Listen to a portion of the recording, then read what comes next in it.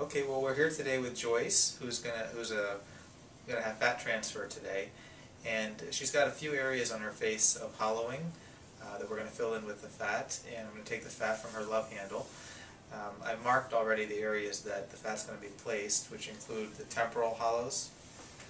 Joyce, in here.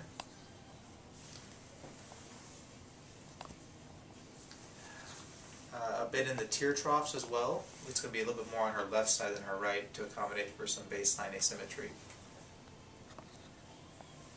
A little bit in her nasolabial folds. And then she has a little bit of baseline asymmetry in her lower lip, so there's going to be a little bit placed in her right lower lip to accommodate for that. And she's had some Valium and pain medicine about an hour prior, and we're doing this here in the office. Okay, we're going to go ahead and start here. I've already gone ahead and numbed up Joyce's love handle area here, and I'm going to use a small fat harvesting cannula here to take a little bit of fat gently. And like I said, she's just awake under local anesthesia here. So fat harvest is a nice technique because I think about 30 to 40% of it lasts for several years as a living, functioning graft.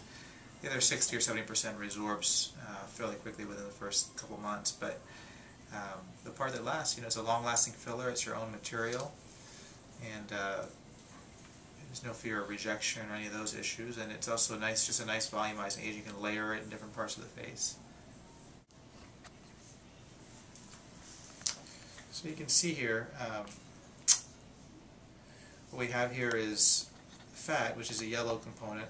There's just a little bit of blood and lidocaine, which is the anesthetic, mixed in, and that's going to separate out when I set it over there in the rack. Alright, so we've already gotten the fat out of Joyce, and got it sitting here in the syringes and transferred into a 1 cc syringe. I'm going to go ahead and inject this again. She's got a depression here in her temple area. I'm going to start there, as well as then do the tear trough and the nasolabial folds. So essentially, just do a tiny little needle prick here. We insert the syringe, and then I'm kind of going to back and forth motion as I inject the fat, layering it, moving back and forth so we don't get any injection into the blood vessels.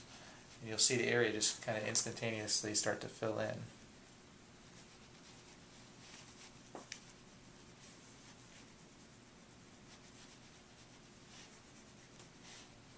Okay, so we're just filling in this area here, still the temples.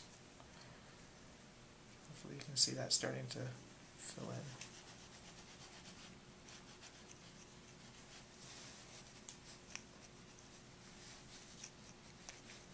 Good. Now, use my finger to protect her eye.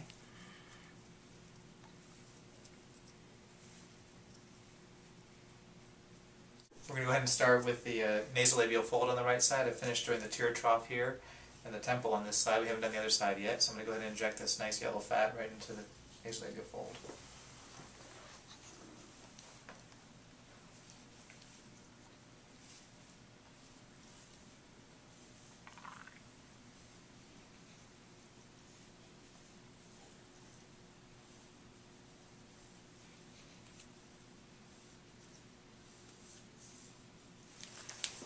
Two different angles for this one.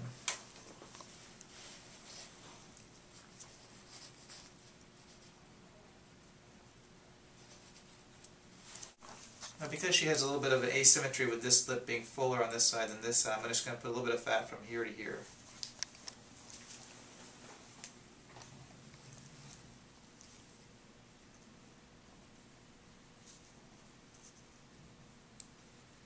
You'll see the lips starting to inflate with the fat here.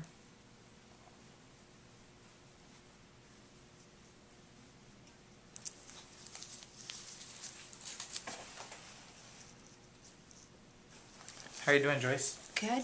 Real good. Okay, we're all finished with the fat transfer today in the office on Joyce. She still has a couple of blue pen marks that need to be washed off when she goes home and takes a shower. But other than that, the areas that we filled in are here, here, under the eyes,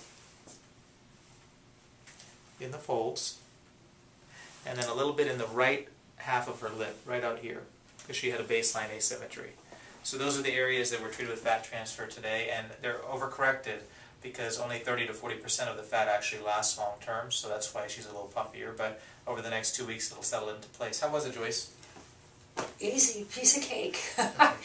Yes, It really was no pain. I was great. It was Okay. great.